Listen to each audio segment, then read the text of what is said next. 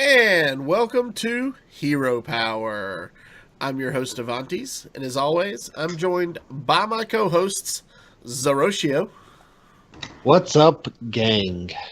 And Versika. We're a man down tonight. We are. It's like old times, just the three of us. We're like a minute and a half down. I'm low energy tonight. It's been a long day, long week. They make things. I was going to say, wait, are you calling Man at Arms fat? No. But speaking of that, I am down quite a bit of weight. I'm really close to getting under 300 pounds, and I'm really proud of myself. That's awesome. But that's part of my fatigue levels because workout's been going pretty heavy, and I think I overdid it recently, and yeah. That's good. That's really good. This is episode 161. So thank you all for joining us, and thank you all for listening. We greatly appreciate it. We've got a great show lined up for you this week. Few things to talk about. So, before, I'm gonna get off the cuff here for a minute. That's not very often for me. Can we just stop a minute and say 161 episodes? That's amazing. I already said that. I know. I'm saying it again and taking credit for it. That's what I do. Okay. I just want to take a quick moment before we start the episode. I wasn't planning anything, but I just want to thank all of our listeners in our community that have stuck with us through all these episodes and been in our community. You know who you are. If I go through the list, I'll be here for 2 hours. You guys are wonderful. Thank you so much for supporting us. Oh wait, what? Huh? Oh, okay. that was a long 2 hours. Well, thanks for joining us this week, guys. We'll see. Oh wait, no. I made it short. All right. So yes, we do have a great show lined up for you. Not a whole lot to talk about news-wise, and we've got a great fun deck that you're going to get to see in action this weekend at NA playoffs. Oh, yeah. So. He obviously forgot why it was live when just the two of us are talking. I'm gonna keep it moving. I've got this under control tonight. So, all last words. Challenge accepted. That's a challenge. When I hear those words, I'm like, ha ha ha ha. Yeah. Yeah. I will mute you guys if I have to. I'm just saying. All right. So. Let's jump right into the news. Last week, we talked about a survey that went out to certain people in the community talking about Hearthstone. And the big question on the survey was, if there was no Blizzard-sponsored Hearthstone tournaments, how likely are you to play Hearthstone in the next 30 days? So we kind of touched on this briefly, but the Hearthstone Facebook group, you guys probably are aware of it. They have almost 14,500 members in the group. It is the largest Hearthstone group on Facebook. They actually posted this in their group as a weekly poll. And I thought it was interesting, since they have such a large section of the community, to kind of get an idea of where players, just everyday players like you and me, stand. We know that the competitive players, your tournament players, this is their lifeblood. This is what they do. But what about the everyday Joe that maybe has never played in a tournament before? Where would they stand with this? So, before you get to that, you mentioned everyday Joe. To be honest, people that take the time to get into the Facebook groups, as well as people that take time to listen to podcasts and get on Reddit, aren't necessarily the everyday Joe even. So you actually would expect a little more leaning biased from a group like this, because these are the players that are on the Facebook group. They do kind of keep in touch with the community for the most part. I'll let Avantes get into this, but I was really surprised by the results. All right, so the options for the question again, how likely are you to play Hearthstone in the next 30 days if there were no Blizzard-sponsored Hearthstone tournaments? Your options were very likely, somewhat likely, neither unlikely or likely, somewhat unlikely, and very unlikely. So the breakdown after the poll being up for a week is like 223 people saying they are very likely to continue to play Hearthstone in the next 30 days if there were no Blizzard-sponsored Hearthstone tournaments. Then, in second place, with like 65, you have neither unlikely nor likely, meaning they just doesn't matter to them. They would probably play either way. Third place, with like 28 votes, you have very unlikely, meaning people, if they did away with Hearthstone tournaments, they probably would not play Hearthstone anymore. Then you had, with 6 votes, somewhat unlikely, and also 6 votes, somewhat likely.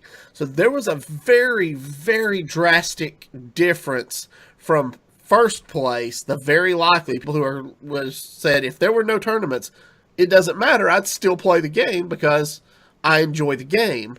And that was 223 people versus the 65 in second place who said it didn't really matter to them, versus the 28 people in third place who said, no, if there were no tournaments, I probably wouldn't play this game anymore. So it's a very small subsection, it sounds like, of this community.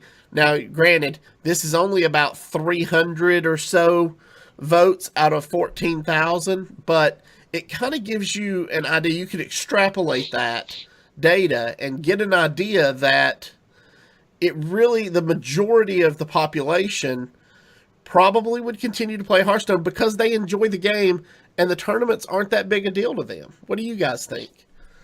I think that's a reach. I think this data set is unreliable. You want to know why?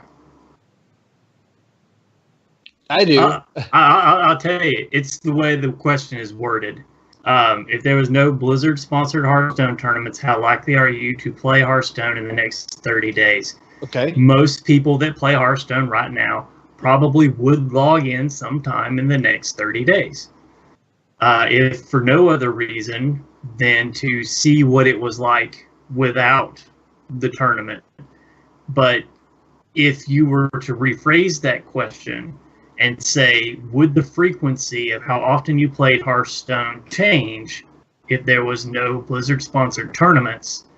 I think that would give you a more accurate data set than what this has allowed. And I think that I can't say for sure that your numbers would be different, but I think the way the question is worded is a prime example of how someone can twist numbers to support an idea that they want to push or an agenda that they want to push.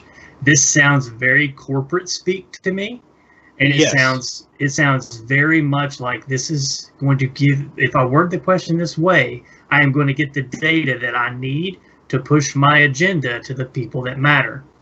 So I think this is also a direct result of how they completely botched the HGC announcement if they are looking to alter the way that they work Hearthstone esports.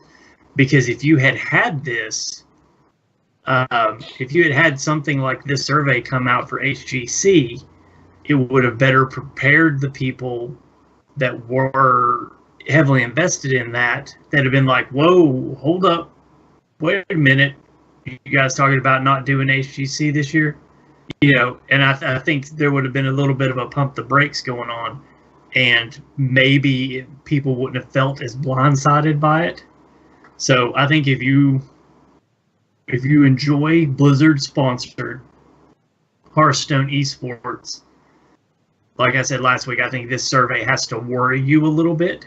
Yes. But I think Hearthstone enjoyed something that HGC did not, and that is that it already exists in other venues outside of Blizzard-sponsored events. So I don't think it would suffer as much from Blizzard taking a step back and letting other people. In fact, it may actually breathe new creativity into the tournament format, because based on what we had seen and what had been rumored, it doesn't look like Blizzard was going to follow a path that would necessarily grow the sport more than just maintain it. It seems like they were looking for quicker tournaments and a way to spend less money on them. That's not how you grow an esport. So to me, this seems like this is giving them, the question is worded in a way that gives them the answer they want, so that when they go before their stockholders, which, by the way, if you've been paying attention, it's been a steady decline on that stock. You go and pitch this in front of stockholders who are worried about what you're going to talk about next to cause your stock to dip. This, you could go in armed with saying, well, look, we polled this many people and the response was pretty good that they would still play in the next 30 days. Well, part of the Blizzard earnings and part of what they tell their stockholders is how many active users they have per day. I think if you decide that you don't want to do Blizzard-sponsored esports for Hearthstone, I do think the number of daily active users for Hearthstone will take a significant hit. Over 30 days, are you going to get the same number of people to log in? Probably. Are you going to get the same number of people to log in every day? I doubt it. I agree with you, and of course disagree at the same time. I agree with you that the wording is suspect to being a corporate kind of corporatese. Now, the wording of this question that the Facebook group did was the exact wording that was leaked in the survey by Blizzard. On the question if this test survey in the Facebook group has any meaning to it, I think it does, because a lot of your people in the community are saying, that if they got this survey, they would say that they wouldn't play anymore so that esports doesn't go away. But this Facebook kind of like small Facebook sample survey shows that less than 1 out of every 10 players would quit, and 9 out of 10 of them, or at least 7 to 8 of them, would continue to play as normal. Now, whether that is an accurate judging of the community's feeling based on the wording of the question, I would have to agree with you that the wording kind of lends Blizzard to steer it any way they want for their shareholders. But this does surprise me that it's such a low number. Now, like you mentioned on the Heroes Global Championship, the HGC going away, and pretty much Heroes Esports is dead because there were very few outside sponsor tournaments. Hearthstone doesn't really have that problem, in my opinion. You have a lot of outside non-Blizzard sponsored tournaments like DreamHack, Geico, WSOE. I mean, the list goes on and on. EU has a ton of them, so I think it would still survive. But honestly, on the weekends when I'm playing Hearthstone, I usually like to play Hearthstone when I'm watching Hearthstone tournaments. Lately, I've really been getting into the Eternal Tournament Series, which is a weekly tournament series, and I will fire up Hearthstone, start playing Hearthstone.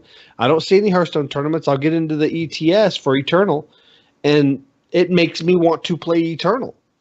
So watching esports makes me want to play that game. So will the lack of Blizzard-sponsored esports make me play less Hearthstone?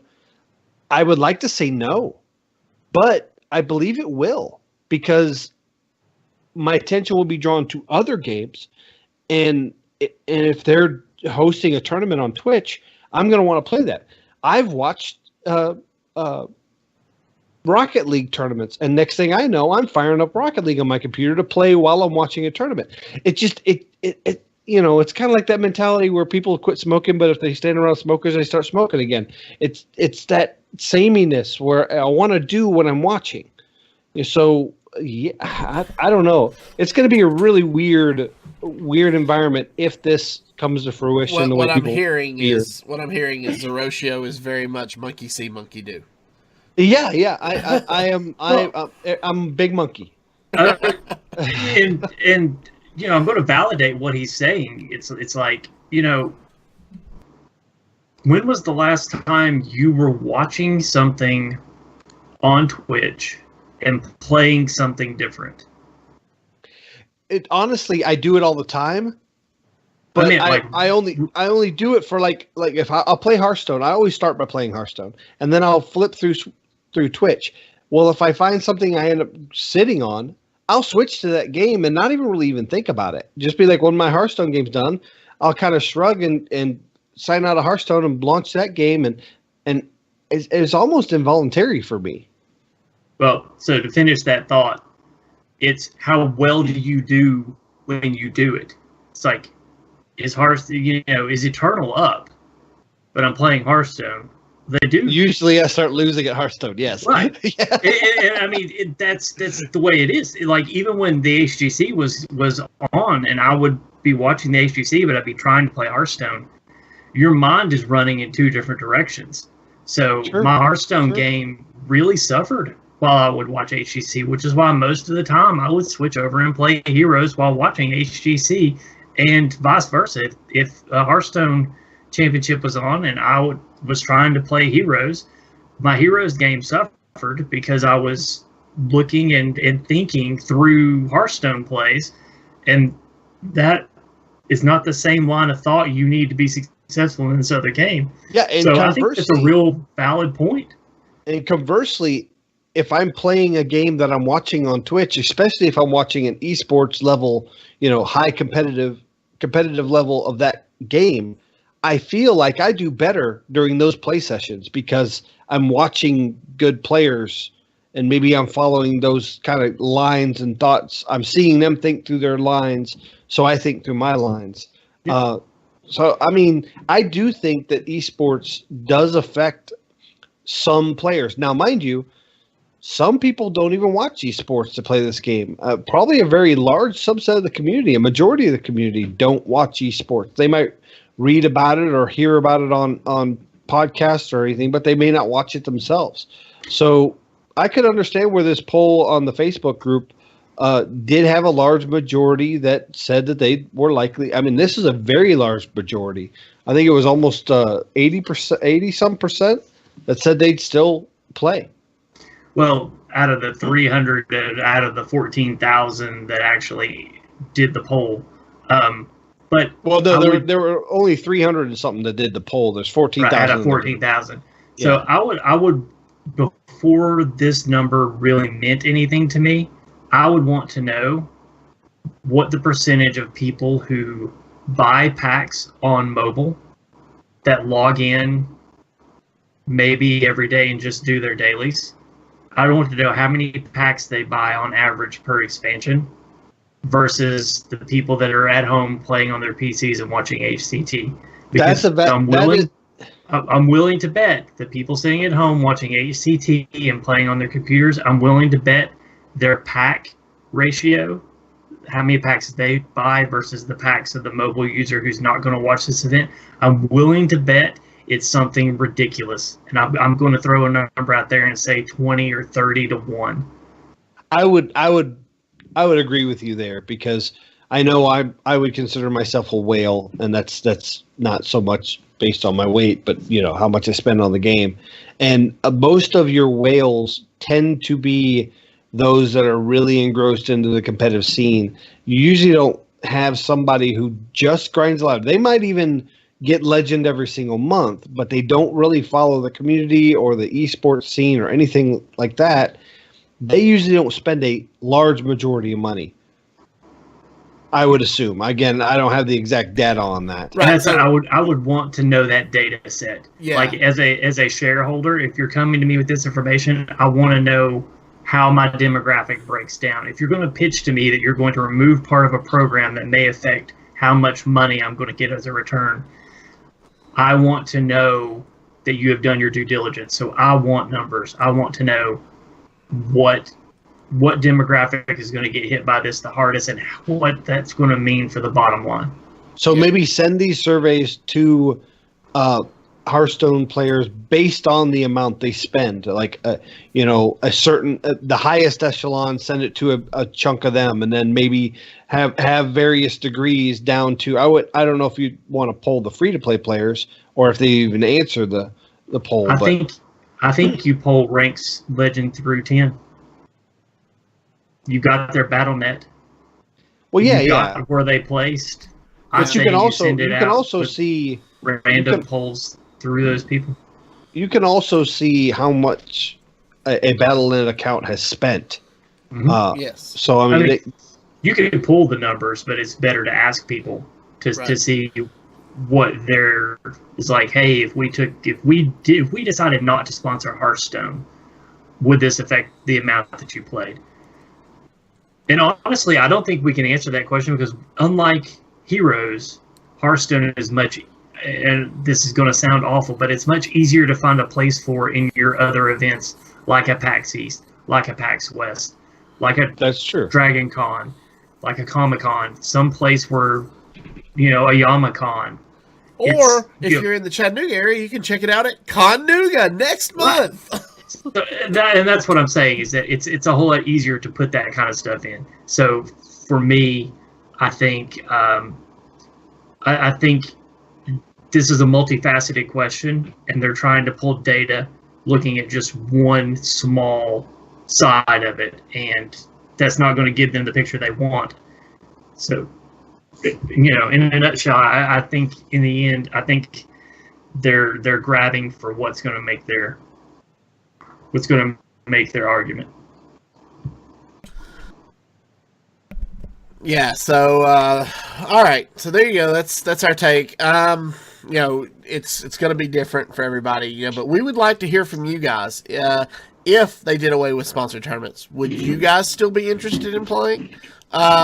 Hit us up on Twitter or hit us up in an email at Hero Power. I tell you, why don't you do a poll, and why don't you phrase the question the way we talked about? Would your amount of play decrease if there was no longer an HCT? Okay, we may put that up here on Twitter after the show then, so keep an eye out for that, guys. All right, moving on. We have a discussion topic tonight, so we're going to try to keep this. We talked quite a bit on that, but we're going to try to keep this one kind of contained. Told you not to challenge us. So, question is, there was a .esports article that came out this week that phrased the question, have odd and even decks been too dominant in the Hearthstone meta? You hear all the talk about odd rogue and even shaman and odd paladin and even paladin. Are those decks too dominant right now, or are they just kind of fit into the puzzle piece or into the total puzzle that is the meta? Versika, we'll start with you. So it was actually kind of my fault that this made it into our show notes. I found this earlier today and was looking through it, and since it was added to the show notes, I've really tried to think about the different comments that were included in the initial Twitter posting, and a lot of it revolved around, while standard we think can kind of handle it for the amount of time that it's in, where it seemed to cause the most trouble is actually in wild. And what can you really do about that? Honestly, I think this is where they need to make the decision that some cards just aren't going to work long term with wild, but you can't let that stop you from trying to innovate and create new ideas. So I think there needs to finally be that retired category where you just retire a card. Like when it rotates out, it just goes away. And because people are going to spend money on it, people are going to spend dust on it, when you retire a card, maybe instead of giving its full dust value back, they've gotten 2 years out of it, maybe you give them half dust credit instead of the quarter dust credit that they normally get, or something like that. But as far as like its effect on standard, I think it's impactful. Odd paladin ruled the roost for quite a ways till it was nerfed ultimately. Odd Rogue has been solid. Even Warlock has been solid. Even Paladin, as we saw this weekend in the EU playoffs, has been pretty good of late. So I think that it's definitely had a profound impact on the meta, but it's really meta warping in Wild right now.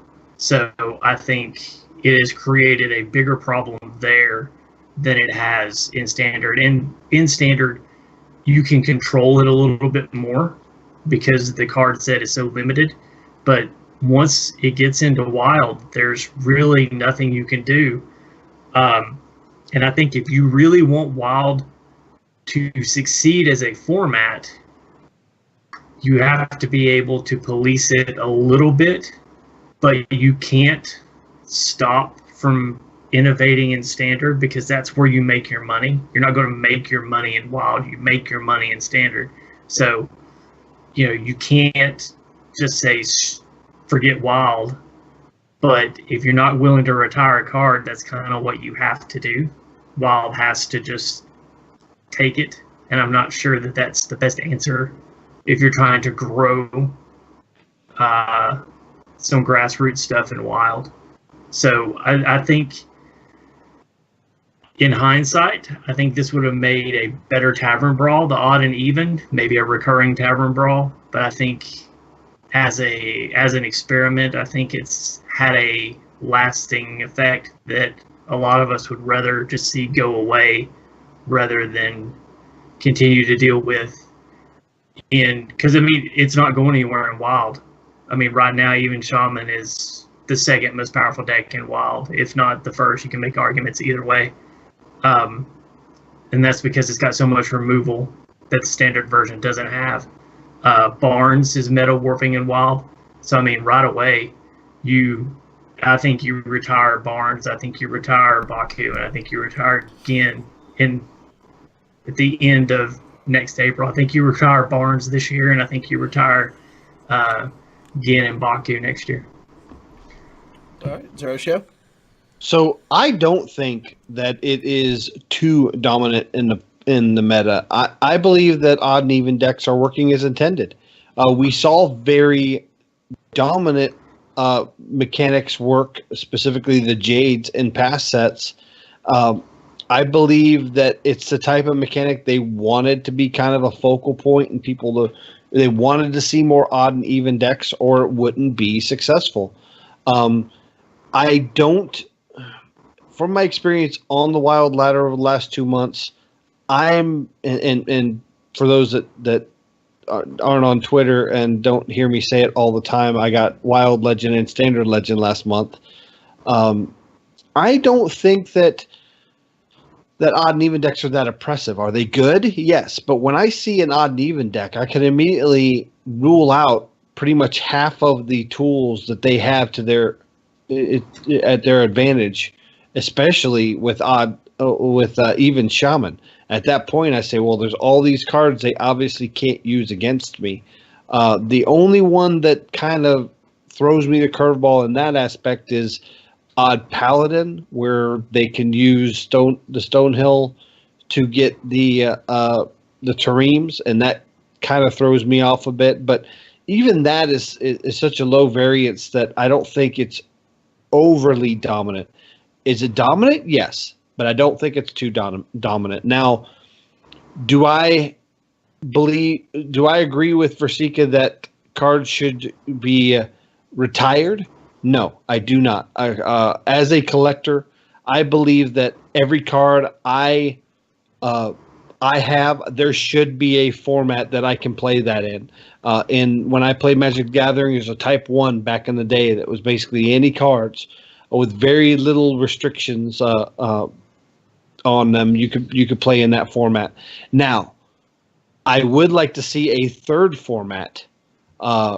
Maybe Wild stays what it is, and they move things out of Wild itself and retire them from Wild, and maybe have a legacy format.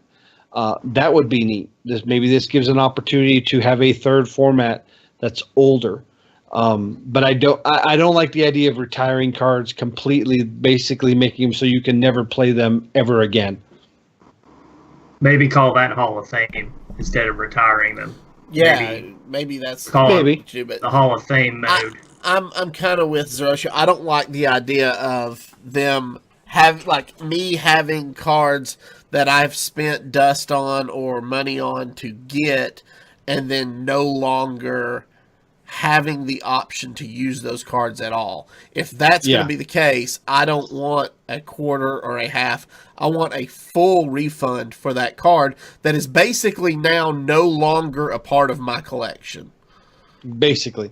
You at that point, you might as well just remove it from the game. Yeah. At that point, there's no point in that card even still remaining in the game. Just go ahead and remove it. # delete Barnes, as Matt at Arms has been saying on Twitter. So...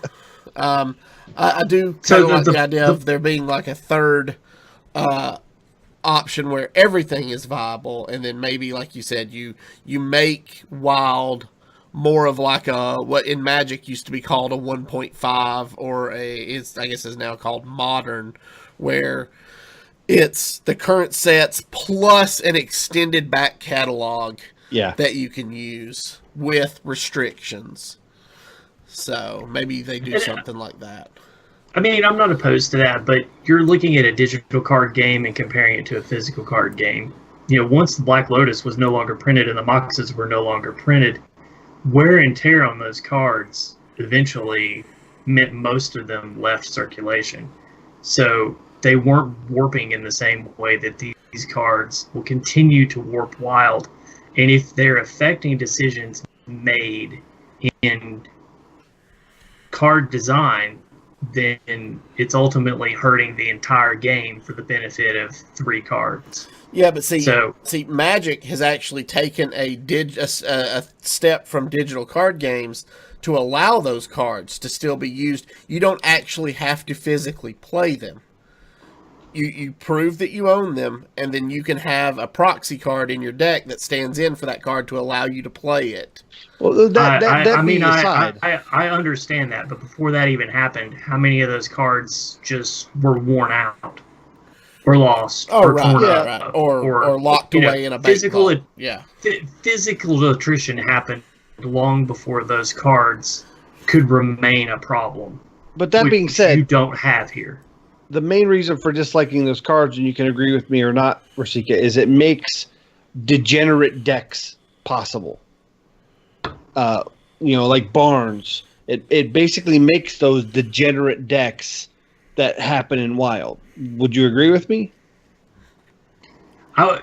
So what I would say is that it is a stifling presence that would not allow the format to evolve. And see, that's where I disagree, because Wild format is constantly evolving.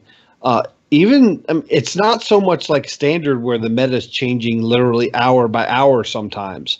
It still takes it a while, just because there's not a bunch of websites out there that are constantly updating the most common decks on Wild, like there are on Standard.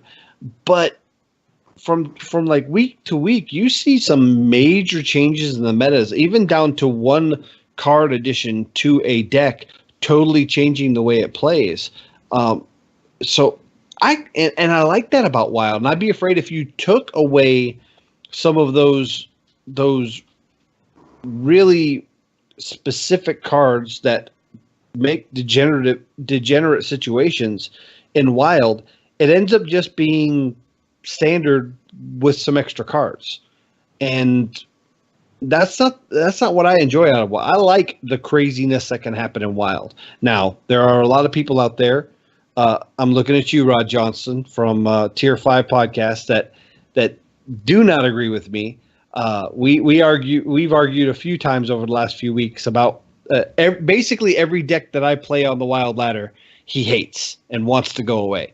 So there's obviously different opinions and different ways of playing. So I've seen the same everybody's 5 decks on opinions. Wild. I actually get more variety in Standard right now, which is really pathetic considering how prevalent Hunter is than I'm getting in Wild right now. And I'm playing even Shaman because that's the only cards I have to play in Wild right now. But it's the same decks over and over. Like, I run into the same 4 decks, and not even, like, I don't even see all 4 of those decks in the same session. I Yeah, climb see, faster because I'm- even Shaman is ridiculously powered in Wild. And I'm unless not I seeing screw, that. I mean, unless I screw up, most of the time I just don't lose.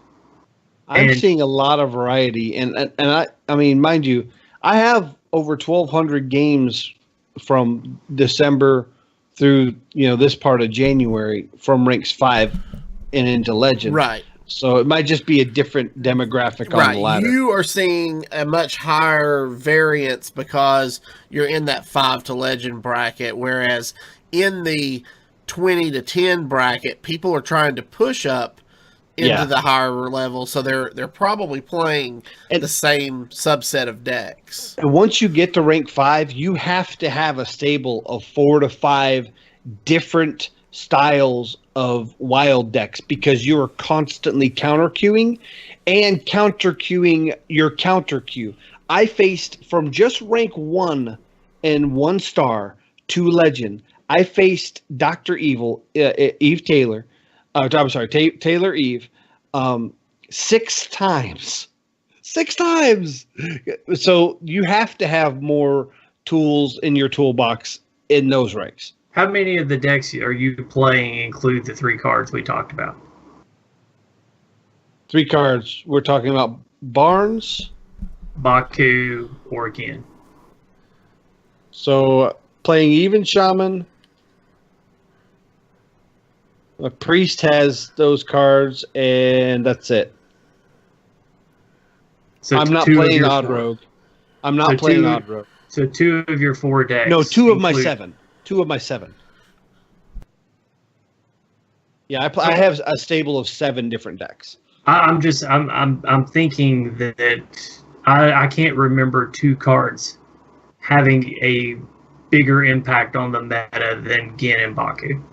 I don't even How have about an Reno odd deck. and Emperor Thorson? Yeah. They were in Now I- almost every deck when they were in Standard. I wouldn't say Reno was in every deck in Standard. Emperor Thorson, yeah.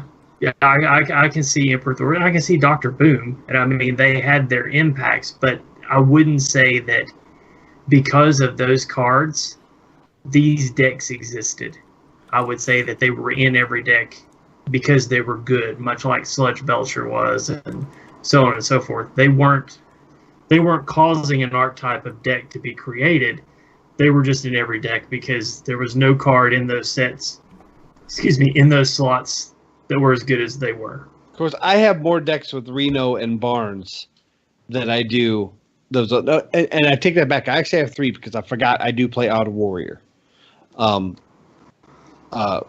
So I did misrepresent that. I forgot about my Odd Warrior. It's an interesting debate. I mean, Yeah. it's something that, after we played the Wild Even Shaman on the show, I got into Wild and just fished around to kind of see what was going on, and it hasn't changed at all, except for there's a little bit more of the Barnes Yasar Spell Hunter now than before, but the deck was still there when I was playing it. And I mean, quite frankly, I never saw the Naga Sea Witch combo past the one time I kind of forayed in before the whole Even Shaman came up. I mean, it would probably still be there if the nerf hadn't happened. But I mean, outside of that, in a format that has all these cards, it's more stagnant than Standard right now. And to me, that's a problem. But Yeah, and maybe that's just to me. Boyd in chat kind of brings up that Azure Drake and Sylvanas both were in just about every deck. And mind you, those cards were moved to Hall of Fame along with Ragnaros, which was in a lot of decks. So, yeah, it's I don't know. I think that the meta, both wild and standard right now, are in a healthy spot. Now, do I think we will hopefully be in a more healthy spot once rotation hits for standard? Yes, I do. Um, and I'm looking forward to it, but I am also still getting the most I can out of these sets now, because even, and we'll talk about this here coming up, even now with these tournaments, the one trick tournament, the EU and the the Americas playoffs, new decks or decks that normally aren't high in the meta are coming out to shine. Yeah, speaking of Wild, as Zerosha just mentioned, Team One Trick actually held a Wild tournament recently, and the VODs for that will be posted soon, so keep an eye out. But Trips actually ends up taking that over Mooing Sheep in the finals. I did check out a little bit of this, again, because I am a fan of Wild. I think personally, it's a more fun format for me because I enjoy being able to use all of my cards that I have in my collection. But this was a fun tournament to watch. I've looked at some of the deck lists because we were actually discussing playing a Wild deck on the show this week. And then kind of in the 11th hour decided to focus on the NA playoffs, which are coming up this weekend.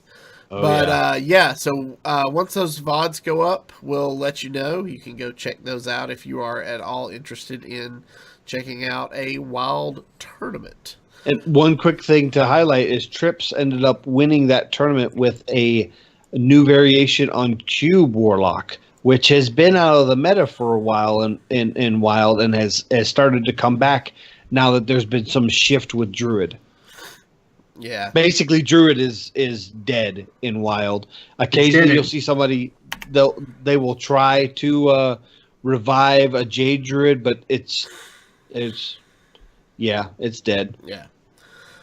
All right. So this past weekend, we also saw the EU playoffs for winter season happen. And our final 4 European players who have qualified for HCT Winter Championship 2018 are Faley, Bunny Hopper, Viper, and Thunder Up. So yes. I personally have heard of 3 of those 4 players. I'm not familiar with Thunder Up. Mm-hmm. He's Polish. Polish? Yep. Okay. He's been in the scene, but he's never broken into a top 8 before. And he shouldn't be in the top 4. But he was down 2-1 to Dawito, and Dawito had him dead to rights. But he played Zul'jin and got even a mediocre Zul'jin, but it was enough to completely shift and change the game. The same type of BS that Yogg-Saron used to do. I just turned the tournament off after that. I wasn't interested anymore at that point. I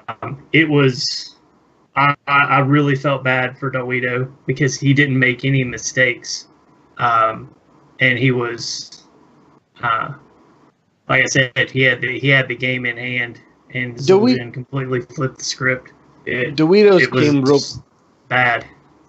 Dawito's came real close in the past, and I feel bad for him. I don't know if I agree that it's like a Yogg-Saron situation, because Yogg-Saron will play random spells.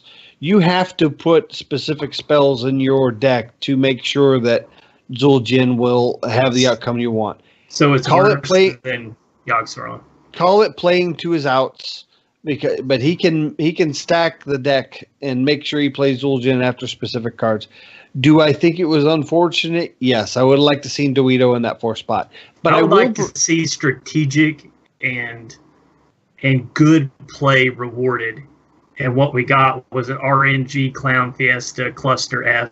To me, it completely makes Thunder. Like, when I look at Thunder Up, I don't feel like he deserves to be there. And I don't want to feel that way about a top 4 player.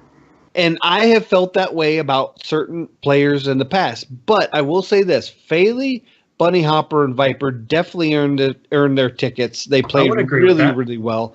Yeah. It does bring up a very, very interesting scenario that we haven't seen before, though. We now have two competitors in Bunny Hopper and Viper that are, if I'm not mistaken, they're both qualified for Worlds. Bunny Hopper was qualified for Worlds. I think Viper was. I thought Viper did too. Don't remember off the top of my head. I don't think Viper was qualified. At least one of them has. And then we have NA playoffs this weekend, and there are some notable players there that are already qualified for Worlds. So do you know what happens if one of the players already qualified for Worlds makes the top 4 of a regional championship? I would imagine it would go to a tiebreaker between the two that were remaining, but I don't think it did. The problem is that the tiebreaker, and when you're talking about regionals, you'll have your top 4. Then you have 5 through 8. They don't play those out. So what actually happens? It's in the rule book. I looked up the rules the other day when I saw this. Is they will have a separate tournament after the regional championships for the places 5 through 8 to see who gets that spot. Interesting. So just a 4-person tournament. It'd be a 4-person tournament if one person or if two people happen to make the top 4, because you can't deny them into those top 4 because that's extra prize money because they're in there for the money. So see, this is where I have a problem with. Like, why not just let Casey and who was the other Dawido? Why not just let them play for that spot? But the thing is why would you deny Bunny Hopper to make more money? Then you're just telling him he's not allowed to go to regionals. No. Like, Bunny Hopper's already going to regionals. You put him in the spot. No, he gets that place. No. He's not already going to regionals. He's already going to Worlds. Well, so that's what I'm saying. But it's like, so you have Casey, who lost to Bunny Hopper. Bunny Hopper went as the runner-up, and then you had DeWito that lost to Thunder Up, who is going. So DeWito and Casey were your 2 odd man out in that top 4. Let them play for Bunny Hopper's spot, not for like an invitation to go, but not the prize money. No, but see, Bunny Hopper could still make more money, so then he wouldn't play in the regional championships. What you're saying? No. What I'm saying is you have your 4. You have Faley, you have Bunny Hopper, you have Viper, you have Thunder Up. Yeah. The 2 men that were beaten by Bunny Hopper and Thunder Up are Casey and Dawido. That means one spot is available because Bunny Hopper is already qualified. Oh no. No, Bunny Hopper's qualified for the Worlds. Right. Yeah, what's the next tournament after this is not Worlds, it's regions.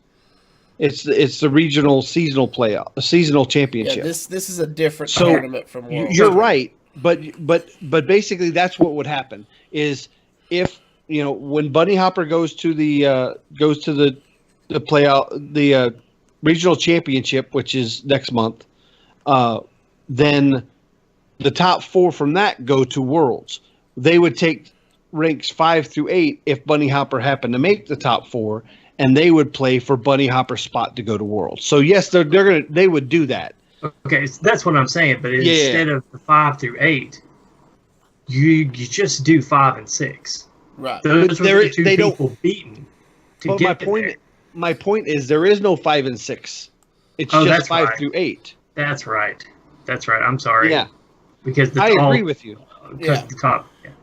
Yeah. The way they break it out, it would just be 5 through 6. So they'd have a separate 4-man tournament to decide that spot. Because the way they do their bracket is a little bit different. Yes. Yeah. So I got you. Talking about that brings us to this coming weekend, January 19th and 20th.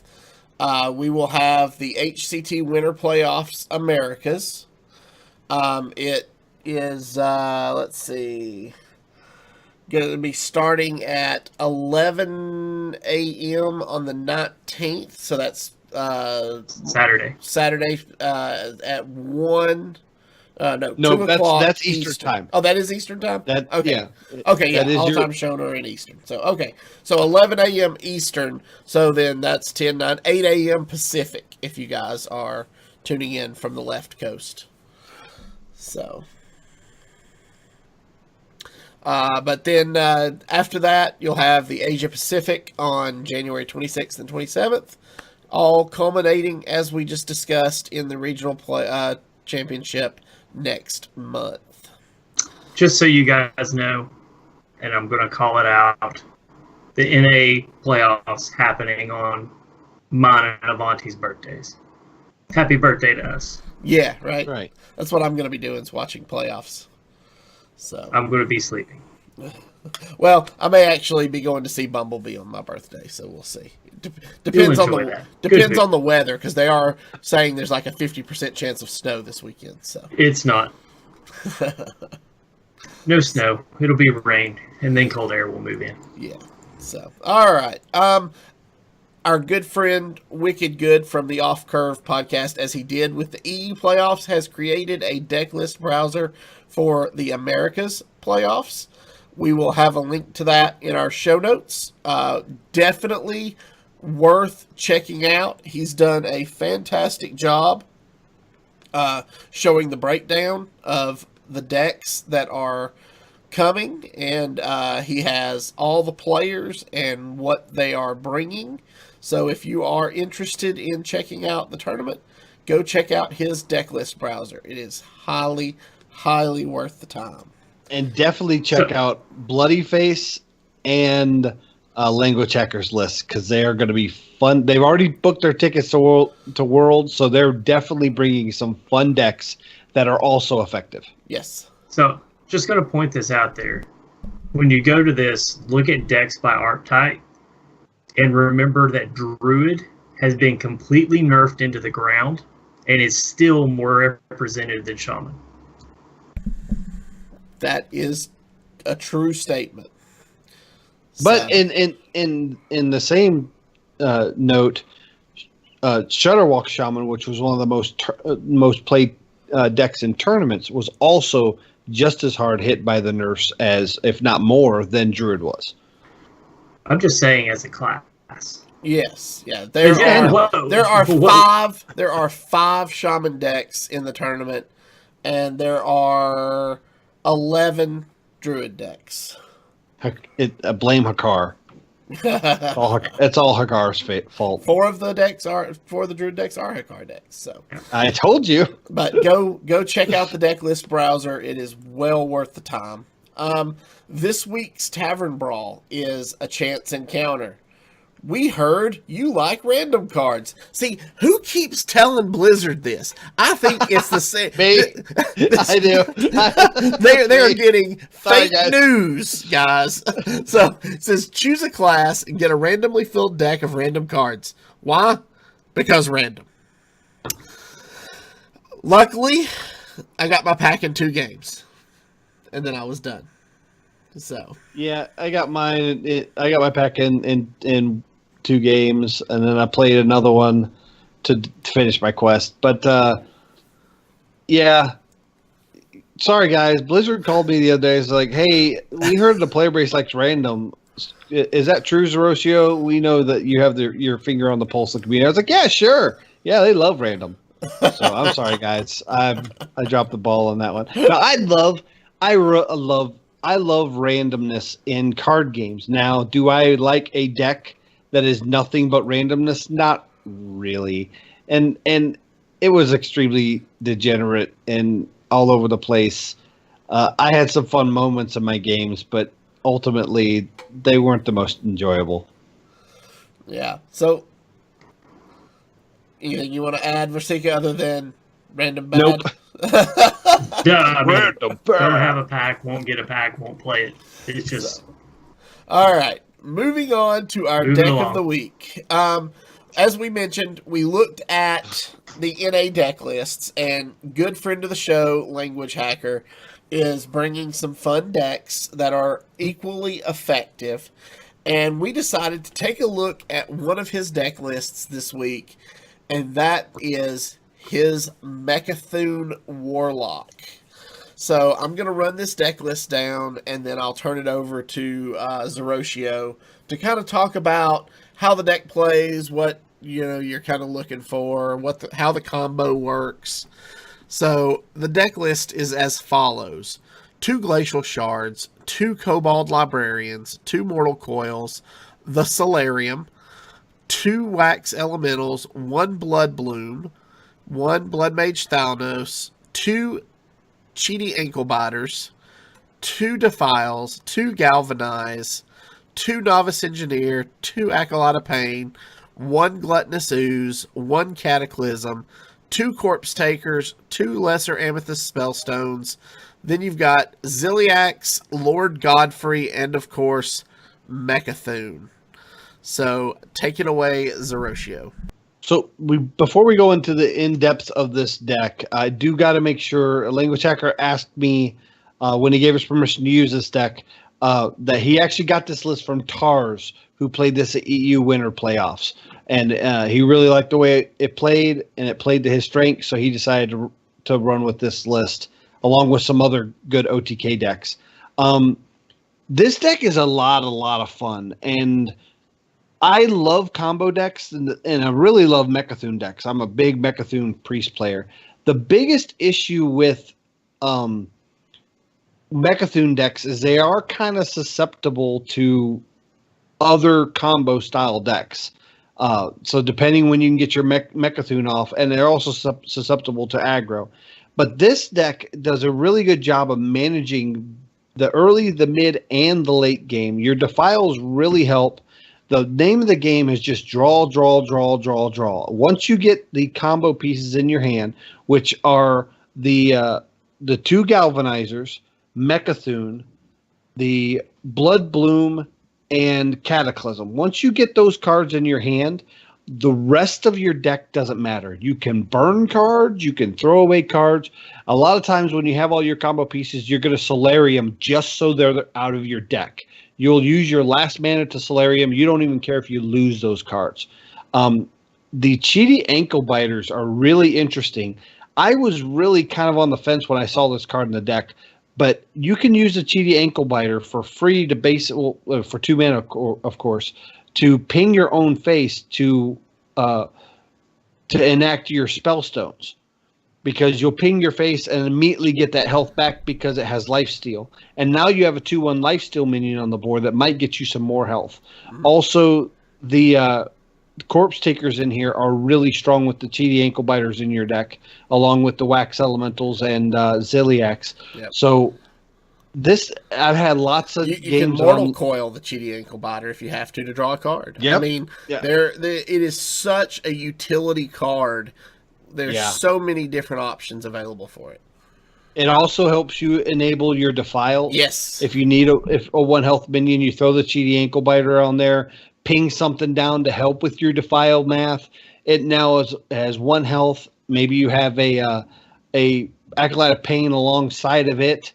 And the whole deck just works really well together. Those Glacial Shards also help with the Defiles, and you can also Mortal Coil those, and they freeze minions.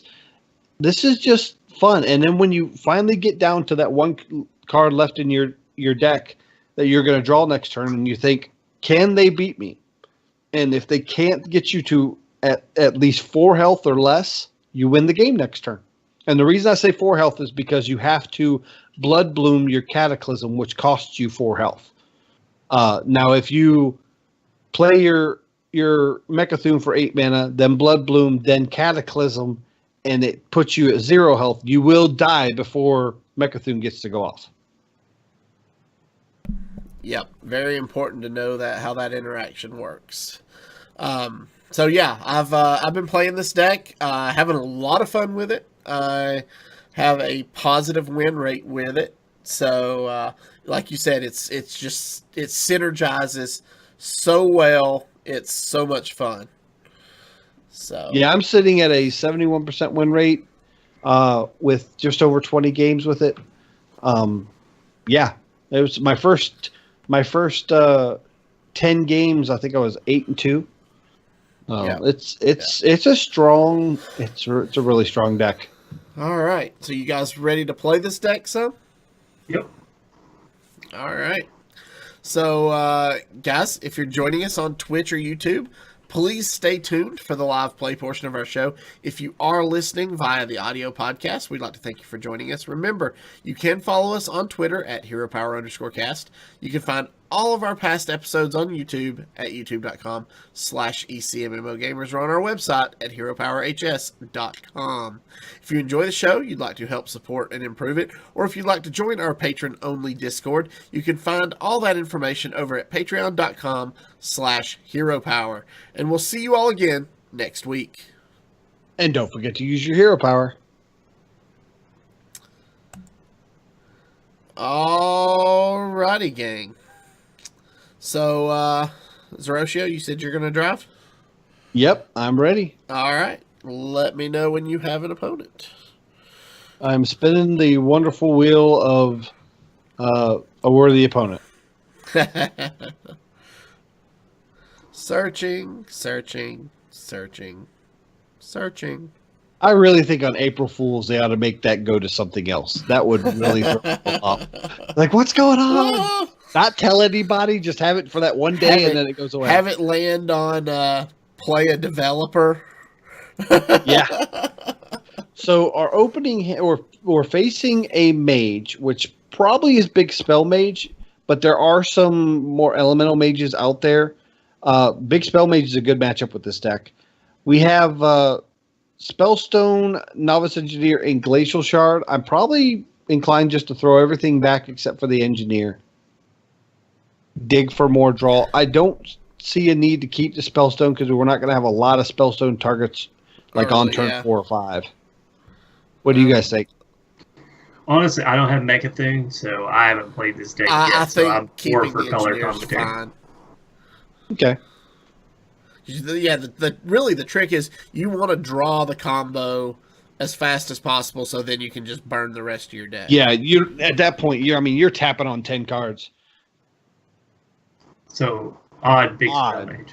Well, unless it's just the odd mage, which is very burn. Well, we did get a librarian, which is really nice. I don't like that we got another shard, but I'm just gonna jump out the librarian. Taking that damage early will enable us to heal things back. Card draw is good.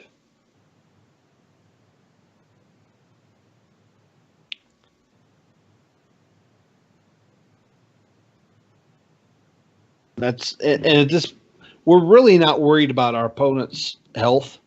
So anytime we can trade, we're going to trade. Oh wow! Going to put the second one out? That's really strange. So Yeah. what that means? They've got. I don't know what that means. They blew their coin. They gotta have Tar Creeper. So they've got to activate. They've got to activate the elemental on 5 for draw. So Yeah. So that means they Tar Creeper on 4 then? That seems weird. I think I run one of these in first, right? That's happening every time? Yeah, I think so. And then we just novice? I think so. Sure. It'll get ran into or pinged. So there's 2 pieces of the combo. It That's pretty much good. has taunt. Yeah. They're not going to let it survive. Ping face? Yep. Mm-hmm.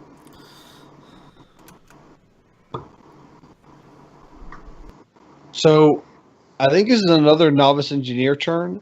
Is there any merit to freezing that 1/1 just to make it awkward for him? So let's see, what's he going to play on 3? No real burn on 3. That leaves us a couple of minions on the board to do something. I like playing the novice first to see what we draw. The problem is you're eventually going to want to freeze those 5/5s. I think I'd probably hold the Glacial Shard and probably just novice. Well, let's draw first. I like to see Mortal Coil. Well, Acolyte Pain isn't terrible. I like to see the Defile here soon. So just pass. I think so. Just pass. Wait a minute. Hold on. Yep. No, if you shard and freeze the 1/1, he has to ping 1, and that allows you a full turn with your corpse taker shielded. That's what I Otherwise, was he can run it in. thinking. Yeah. That's what I was thinking, because he's going to have to ping instead. He might not feel comfortable just trotting out the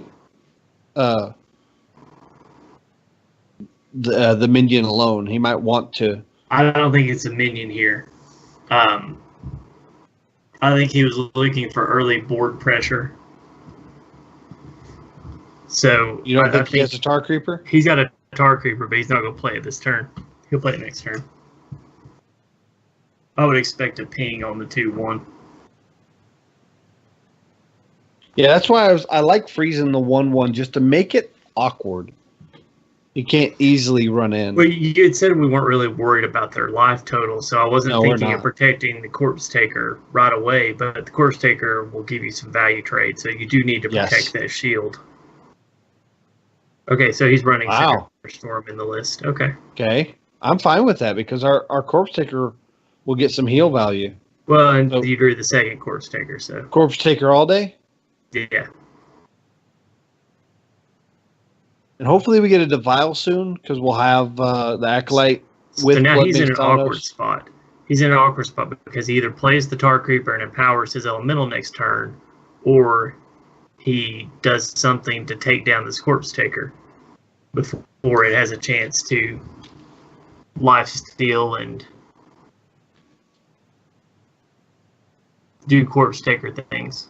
Yeah. I mean, I think he will at least run this 1/1 in to knock the shield off. Yeah. That's 3 health right there. I don't think there's a turn in which he doesn't play Tar Creeper here. And I can't imagine that he doesn't have Tar Creeper in hand since he played both of his elementals early, both of his flame elementals early. I would agree with you. And you think that? Fireflies. Are you thinking he has a bonfire? Bonfire elemental, yeah. Yeah. I just don't know why he wouldn't save the flame elemental for the bonfire. To me, that would have made the most sense. Well, I mean, if he knew he was going to be Cinder Storming on 3, Tar Creeper on 4, then... I guess. Oh, Pyromaniac? Secret Keeper. So he's running a secret package? Must be. Either that or the Secret Mortal Keeper Coil. is there for... Oh, is he running the Geneli? Probably. Non-control version of Odd Mage? Maybe. So do we run the Corpse Taker into the 3/4 and Mortal Coil it? Planning to Corpse Taker behind it? I don't think so. I would probably Blood Mage Thanos, Mortal Coil, the Secret Keeper, and run the 3/3 to face and force him to try to clear it. Okay. I don't hate that play. And then you can tap. Yeah, tap last. Tap or do we Librarian? I would say the Cobalt for a Spellstone. Okay. While you can tap, I would tap. You may just have 1 mana next turn. And there's a Spellstone, so that's good. And then I mean, we get 3 health here, so yeah. Yeah, definitely face if we're not going to kill the Pyromancer. We're not in a bad spot. And our Spellstone will deal with... the secrets might end up being tricky. We'll have to make sure to play around Counterspell before we do the combo.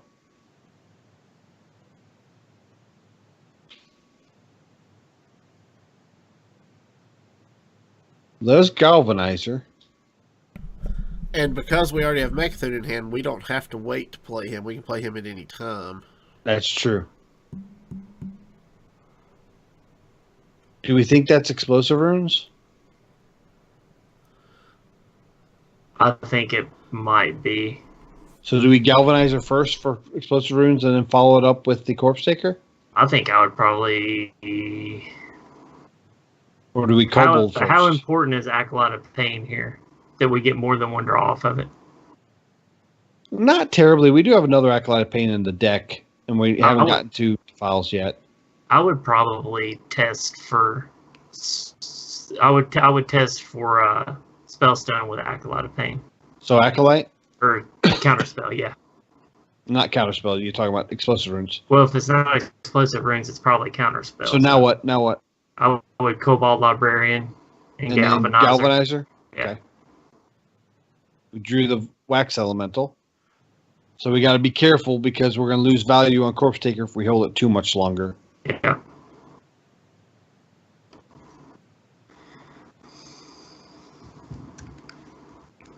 So that is probably Counterspell. Yeah, and we're at a healthy life total, so we probably just feed Spellstone into it. I like to draw. I would like to get like Mortal Coil to pop it, or even Solarium. Well, he's going to be running a second, so. True. There's Solarium. Don't want to use it until we draw on the what's left, Galvanizer and Blood Bloom. I mean, technically, just a Blood Bloom because we can throw out the Galvanizer as soon as we draw it.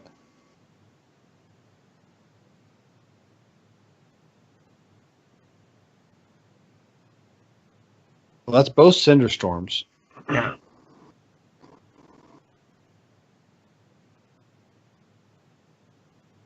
Oh, where is the Defiles?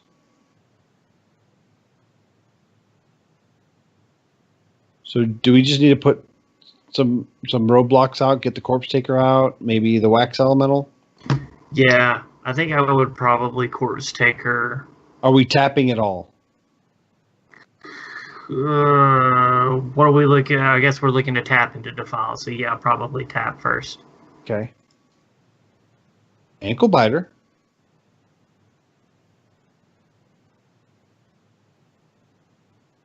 So Corpse Taker and then Ankle Biter on the Pyromaniac? Yeah. I think so. Yeah, I like that. I mean, Ankle Biter on the Pyro. We can't do that without the mana. My bad. Math. So Glacial Shard on the 4/2? Yeah. Okay. I mathed wrong. I thought we were at 8 for some reason.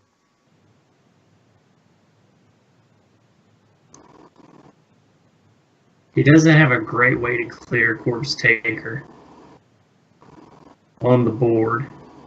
I can't imagine he wants to spend any more removal on it than necessary. Yeah.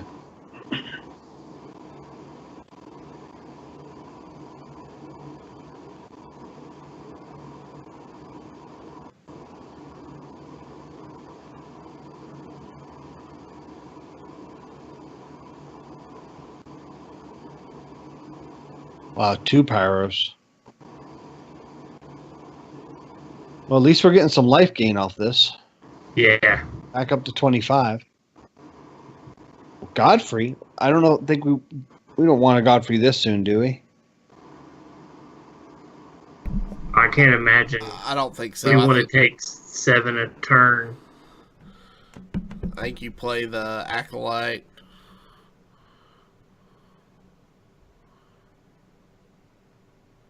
Do we Acolyte and Ankle Biter our own Acolyte? Honestly, I think I'd tap first. So tap first? I think I would. If you're not going to Godfrey, you need to go ahead and tap. I just think we have room to Godfrey here. I don't think we're too much at risk now. What about Acolyte, Ankle Biter our own Acolyte, and then Wax Elemental? Yeah, 7 on board. He's got possible 19 damage in hand. Okay. I think you have to Acolyte, Wax Elemental. Yeah. Do we ping our own Acolyte? I would probably Wax Elemental on the other side too, but go ahead. Did I get it off? Yeah. Well, there's a Defile.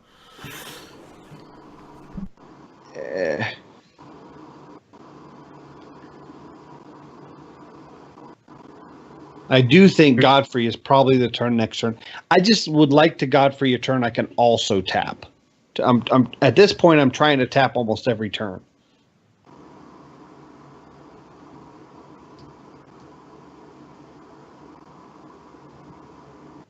Okay.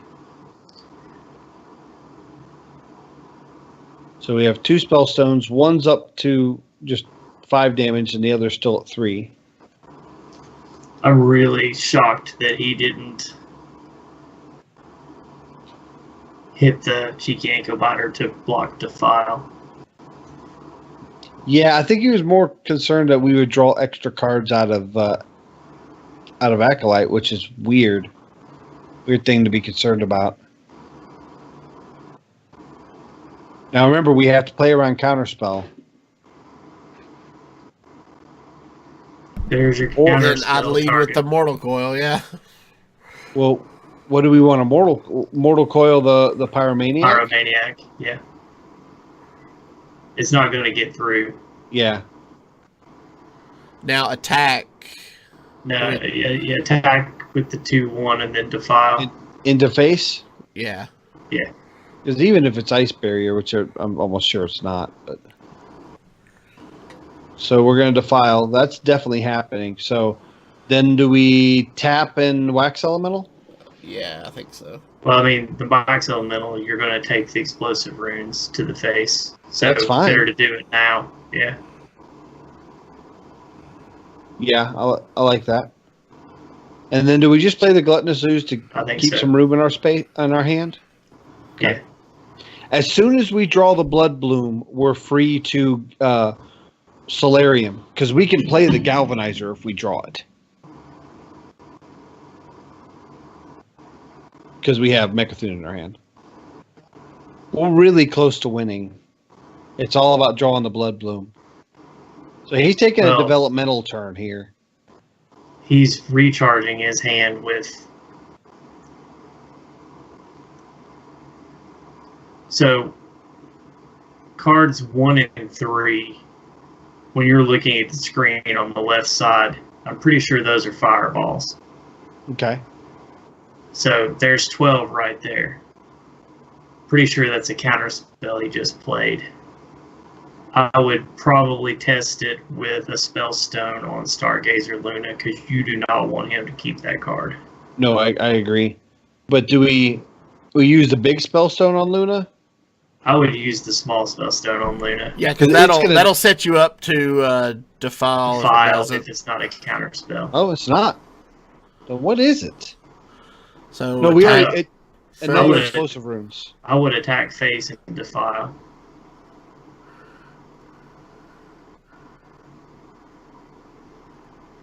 And then we need to tap though, right? Yeah, because we've got to get the yeah. we've got to get the. I mean, you gained 3 life. There's that a Blood turn. Bloom. So if we Solarium this turn, we win next turn. No, because you can't play. No, the we can't Galvanizer. play the Galvanizer. You're right. Good call. Because we're Yeah. at 2 mana, not 3. Okay. So we can win turn after next. And there's Jazzalai. Ooh. That's rough.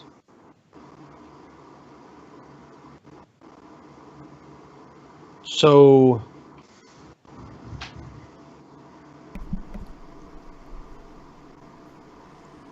Ziliax into the 3/3. That's 5. Then Spellstone, Spellstone, and then Solarium to finish. Well, remember that you're going to take we're gonna take 8, and then we're you're gonna going to take. take 4 from the explosive rings. It's true.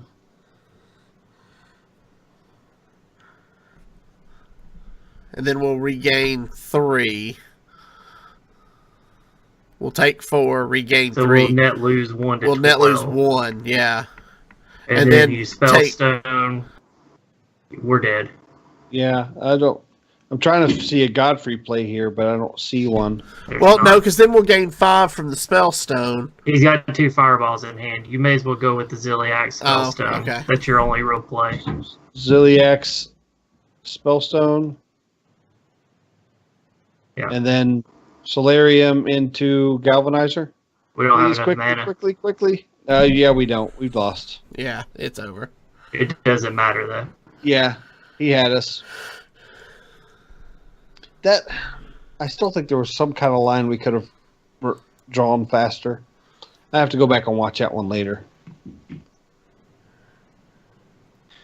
When I play this, I'm really aggressive about drawing. I draw as much as I can. I try to draw average like 3 cards a turn if I can. I mean, it's kind of a greedy way to play it, but it's worked for me so far. We really should have popped that first counter spell earlier than we did because I felt like that really affected our play for like 3 turns. I don't disagree with that assessment.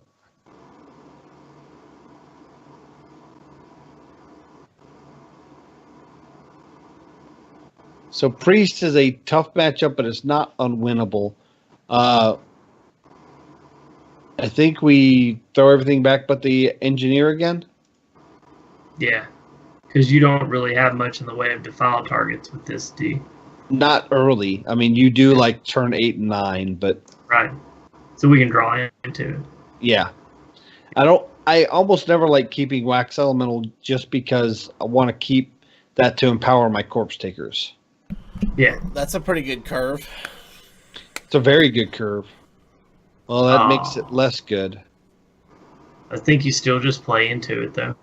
I think you're right. I usually, if they're drawing, we just want to draw just as fast. At least we know he's using his mana to heal, to draw, instead of develop anything else. I'm probably thinking coining out Corpse Taker on 3, though. I think so. With since he has the cleric out, especially now. So do we tap instead of novice? I think like so. It. Yeah. Yeah. I mean, it's going to allow him to develop, but turn 3 Corpse Taker, turn 4 Corpse Taker. Yeah, that's what I'm thinking. You got 1 draw off of it. That's fine.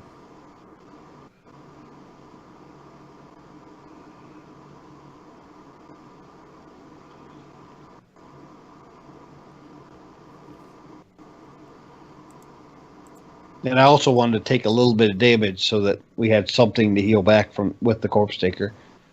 Get some value from him.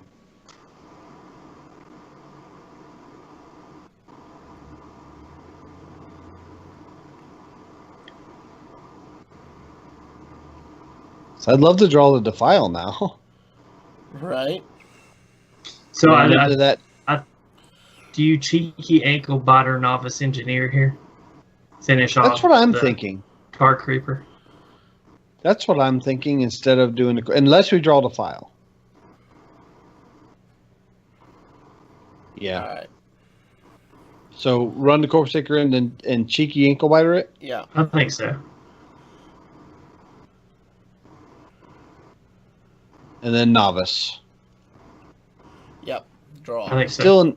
Still enables him to draw, but the Godfrey is useful. This is the dragon package. I have had more success out of the dragon, facing the dragon, than I have the combo.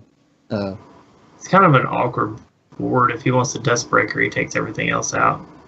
Yeah. He'll use that to take out the cheeky, but he doesn't have. Oh, he's not. He doesn't have enough mana to heal it. Yeah, I know. I think he's realizing he plays into the Defile either way he goes. Yeah. He's trying not to play into the Defile. Cannot play the Galvanizer. Do we just Corpse Taker?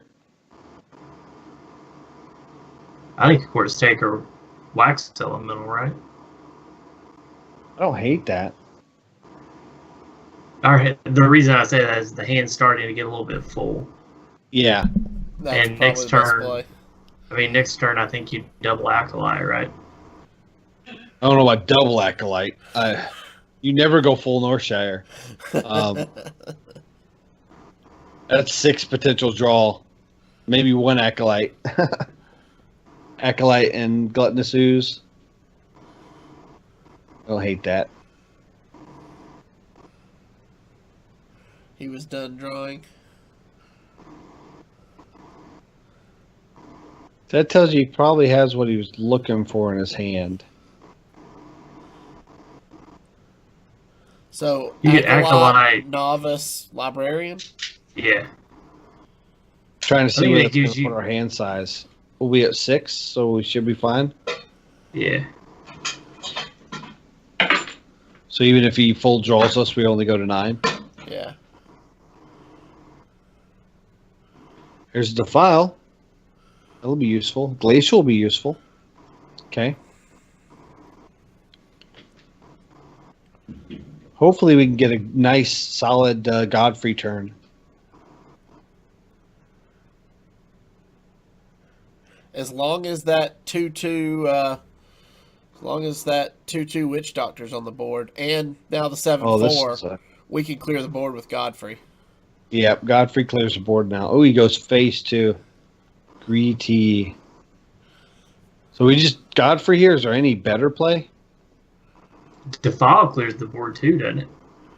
1, 2, 3, Yeah. 4, 5. It does, yeah. We could even. Yeah, the wax elemental is technically a 3. Oh, that's true. I'm wondering Yeah, if we you're could, right. if we blood mage, will we still be able to? No, that won't work. Save Godfrey for another more meaningful clear. Well, we can actually acolyte and defile. I like that. That'll draw us a bunch of cards. Depending what we draw, we can tap or.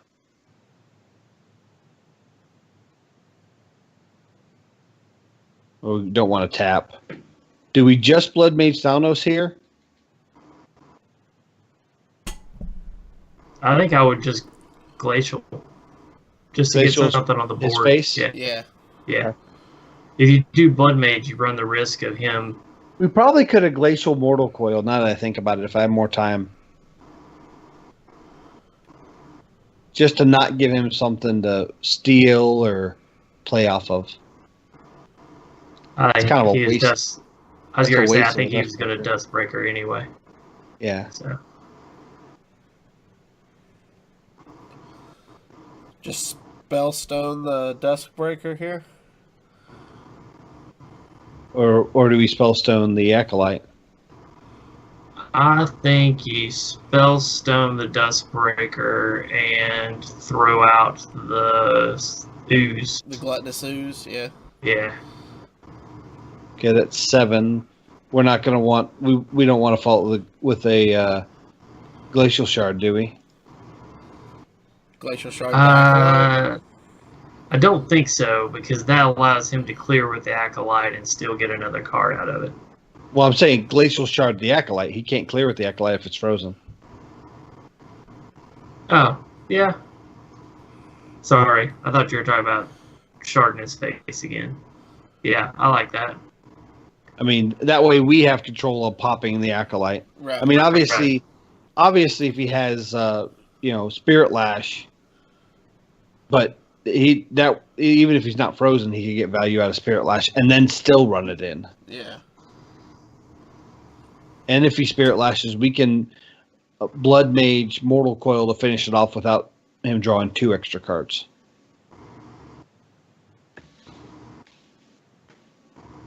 Waiting for his big swing turn so we can. Oh, this might be it.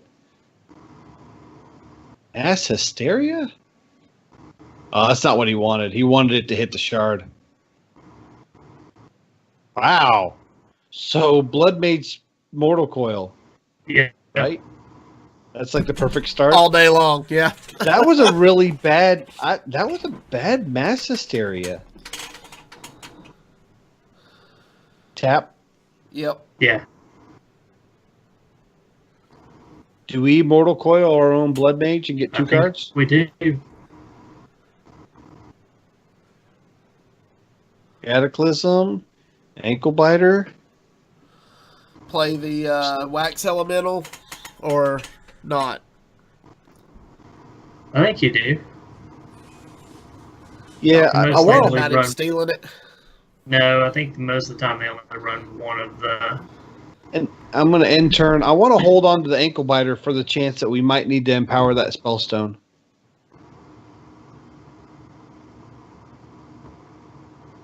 Because we can ankle bite our own face. Whoa. Holy fire.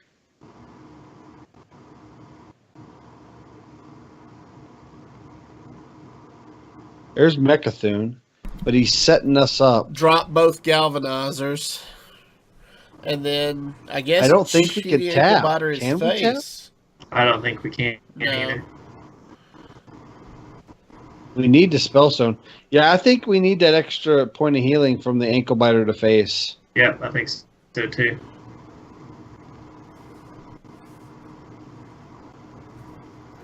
And then just in turn. I Yeah. want to tap. I want to tap, but I know it's probably not the right play. I still want to tap. You've only got 3 cards left. One of them is Solarium. Yeah, I know. But if it's the bottom, He was going for the Mind Blast. Yeah. yeah, that's what that. You're right. I should not have tapped, but I wanted to. We need lesser spellstone. Oh, he's searching for it. Did he He's get it? digging. He snap picked that one. Yeah. I think. We don't have a way to damage our own face. No, but we can Spellstone for 3, Ankle Biter for 2. That's a plus. Oh of yeah, 5. yeah, we get that. Yeah. So And then that can puts we us afford out to of tap? range.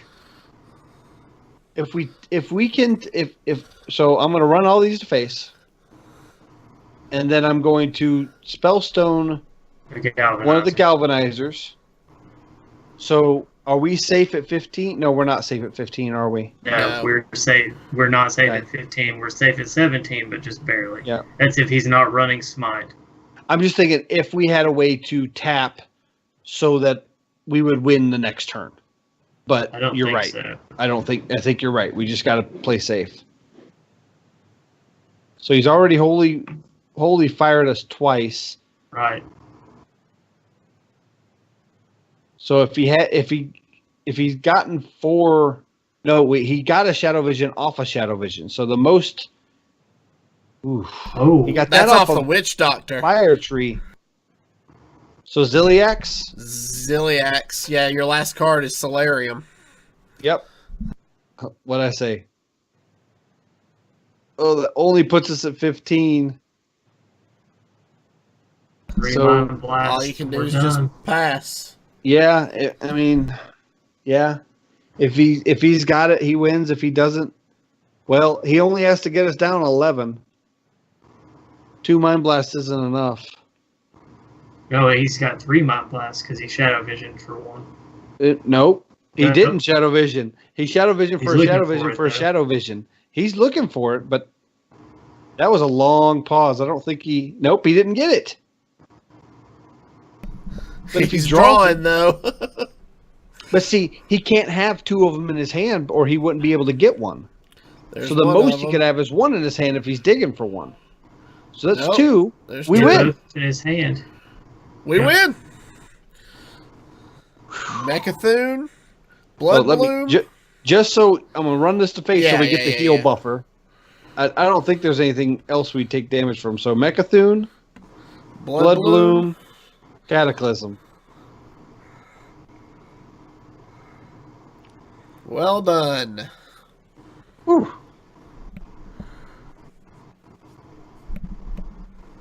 That was too close for comfort. So what was he looking for then? He was probably looking for a Mind Blast, but that would have only been his second Mind Blast. No, because because both of those came from the far left side. then I of don't his know what he deck. was looking for. For the Because side. if he had both Mind Blasts, that meant he could never get a Mind Blast. He was probably, but if the other Holy Fire came from something else, maybe he was looking for Look the for other the Holy other Fire. one, yeah. Well, no, you're right, because he drew, according to Deck Tracker, he drew 1 Holy Fire, 1 came off of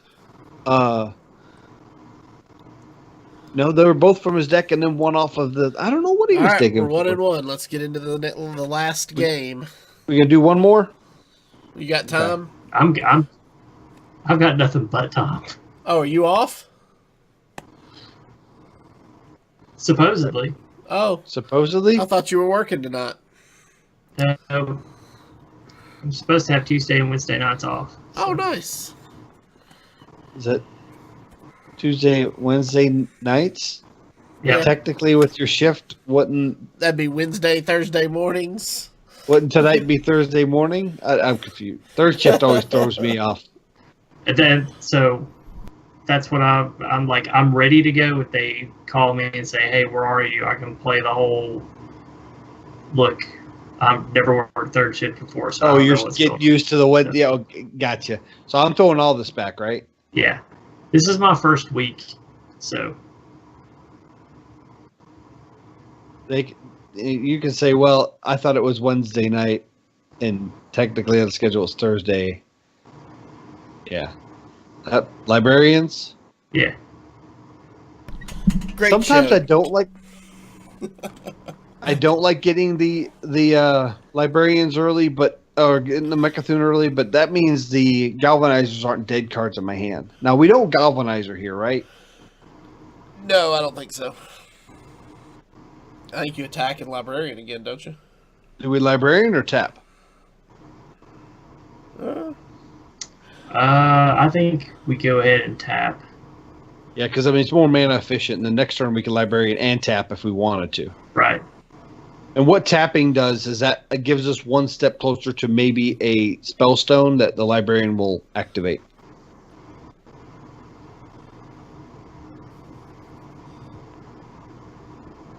So tap librarian? Yeah. Yeah, I think so. Like the Mortal Coil. That'll be useful with the Glacial Shard later. Don't like seeing the ankle biters right now because I worry about not getting corpse value. Ew.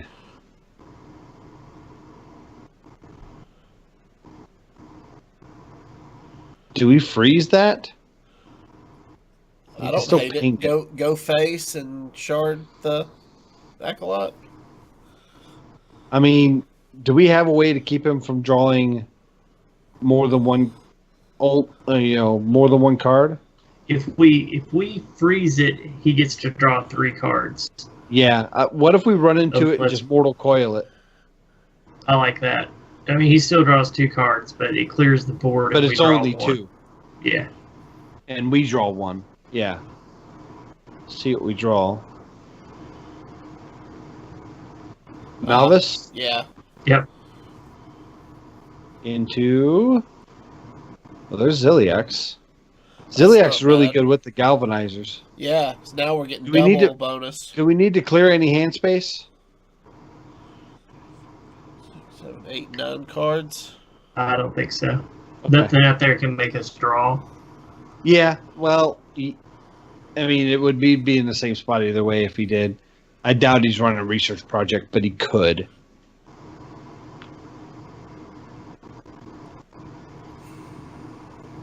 With how fast he picked that up, it's got to be explosive runes. Yeah. So do we run into that and then ankle biter just suck the damage? Sure. Or would we rather do it with Ziliax? I would rather not waste our Ziliax on that. Okay. I'd probably go ahead and develop the galvanizer too. Yeah, I don't hate developing the galvanizer. That gives you a double discount on the Ziliax and the Mecha'thun. It does. Now, turn 5, I was going to say I would probably go ahead and Glacial Shard. Oh, okay. I'm sorry. Oh, I love that he wasted a Dragon's Fury on that. Oh, it's to get the Tyrant out. Okay, but see, Double Tyrant. I'd love to draw the other Ziliax and You mean the other galvanizer? That's Because if the you're other running two galvanizer. Ziliacs, you and I are going to have a I'm talk. cheating. Cheating. What do we do here? I think you probably Ziliax and run it into one of the arcane tyrants, Freeze the other? and then freeze the one you run into so that he has to clear Ziliax with the other. Yeah, I don't hate that. I mean, we can finish it off with the ankle biter, but we won't be able to freeze. Yeah.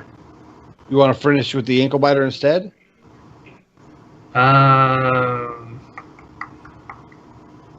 It gives him another target he has to use mana on.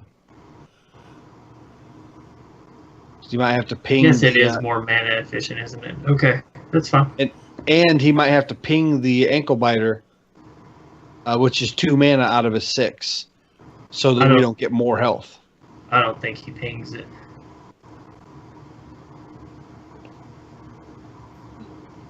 This might be a Blizzard turn, though. Meteor? Wow.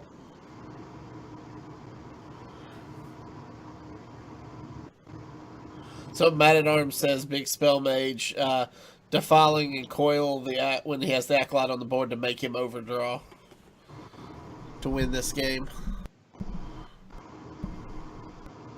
Yeah, that's not bad.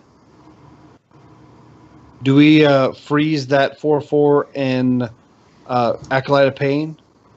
How do you clear it next? Yeah, I would Gluttonous at the same time. 6, 7, yeah, that works. So Shard, Acolyte, Gluttonous? Yeah.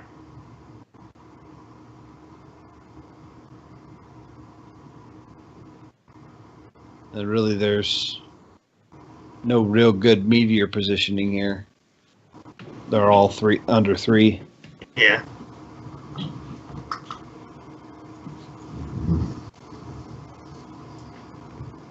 Flame Strike, okay. I like that he's using a lot of that removal. So tap first.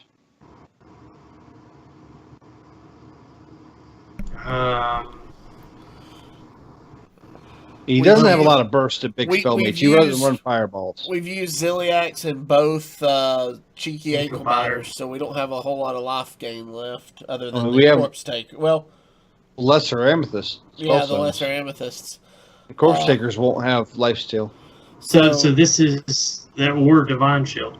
This is where you played the deck so much. This is probably where you need to make the call. I'm gonna tap and then double because that's where you find an answer. Well, the Corpse Taker just to get a body out. Yeah. And then I'm gonna double Wax Elemental. Do I double? I don't know if I double. You just play one. Make him go through it. Because double's the same as 1, really, against Big Spell Mage. Yeah. Yeah. As soon as we get the Cataclysm in our hand, we can Solarium. Yes, because we can chunk out the Galvanizer. Yep. But we need to draw. Wow. We might have to use a Defile.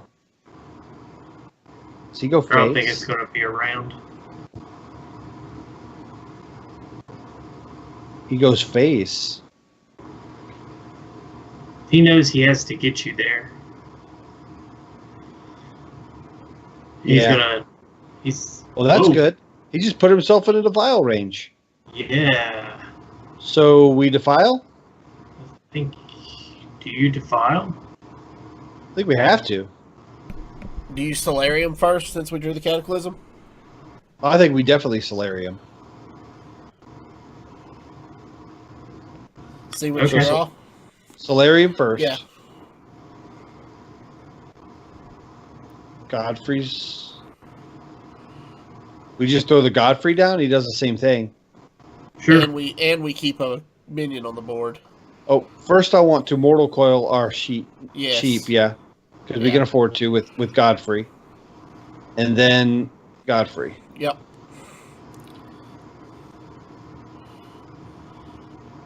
Yeah, I like that. They don't run fireballs usually. And that leaves or us any with kind 6 of cards in the deck. Yeah, that I feel a lot better now. And how much draw? We still have Blood Mage Stalnos and Acolyte of Pain. So some decent draw still. Be great if we could get the Acolyte out and Defile to draw 3. Oh, that'd be great.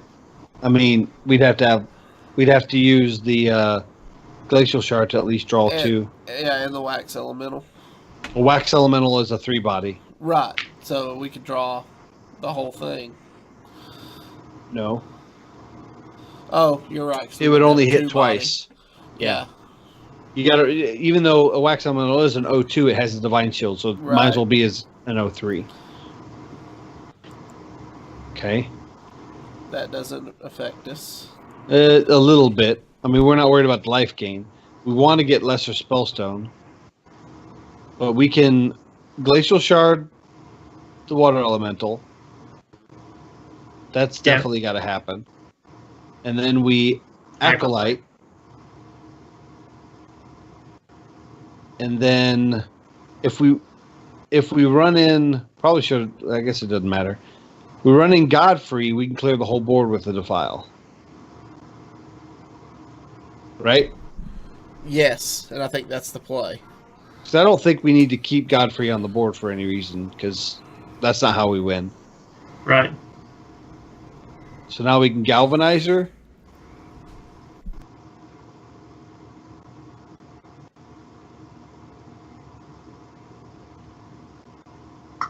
Yeah, So definitely Galvanizer. Galvanize her. And then I think you throw out the Thalnos and say ping it. Yeah, if he pings it, we win next turn. Yeah. Right? Because it'll give him a water elemental, but we don't care because we'll win next turn. My thing was, could I tapped? And if he so that's 3, 4, 5, and he kills the Blood Mage, so we're fine. We still We're win. fine. We still win. We can't get the 4. That's the magic number. So Blood Bloom Cataclysm. Shoo. So 2-1, and I still think there is a way to win that one game. Maybe not. I'll have to go back and watch it. I like this deck. I like it a lot. It's a lot. I of do fun. too, and very similar to the cloning mage we played before. Not cloning mage, cloning priest. You kind of win out of nowhere. Like you feel like you're behind the whole time, and then you just win. Yep. You literally have to play from behind the entire game because you're forcing yourself behind by tapping so much. Right. But yeah, it's a lot of fun. Look forward Golden to Epic. I see the Golden Epic. You jerk. Look forward to watching Languagehacker really pilot that deck. Yeah. This weekend. So I think it'll be a lot of fun. So before we go, what if Languagehacker and Bloody Face qualify? And then you have Languagehacker, Bloody Face, and Bunny Hopper all in the regional tournament to qualify for Worlds that they've already qualified. Yeah. So maybe they all 4 make the top 4. All 3 make the top 4. Then you have to find 3 out of the remaining 4 guys to take their place. Nice. You just make them paper, rock, scissors at that point. You're just like, odd man out. Yeah. So, all right, guys. That's going to do it for us this week. If you have any questions or comments about the show, please email us at heropowerpodcast@gmail.com. Do us a favor, if you haven't done so yet, and hit that subscribe button below on YouTube, or give us a follow on Twitch to be alerted when we go live. For more details about our Patreon, you can find those over at patreon.com/heropower. And until next week, good gaming. Bye, guys.